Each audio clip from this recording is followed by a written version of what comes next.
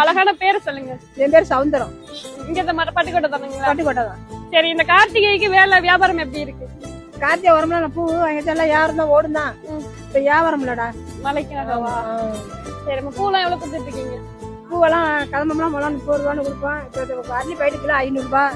இது செண்டி போய் கிலோ 100 ரூபாய். எத்தனை வருஷமா பூக்கடை வச்சிருக்கீங்க? நாங்க 50-60 வருஷமா வச்சிருக்கோம். இங்கதான் இருக்கீங்களா? வந்து தான் இருக்கோம். எங்களுக்கு சொந்த ஊர் மரத்துக்கு எங்கிட்ட உசிலம்பட்டி. இங்க இருந்து வந்திருக்கீங்களா? இங்கதான் தங்கி இருக்கீங்களா? ஆமா, எங்க சின்ன பிள்ளை இருந்து எங்க அப்பா எங்க எல்லாம் பழைக்க வந்தவங்க. எங்க அப்பா அம்மா இறந்து போயிட்டாங்க. இப்ப நாங்க இந்த பிள்ளையார் கோயில பூக்கடையை போட்டுக்கிட்டு இருக்கிறோம்.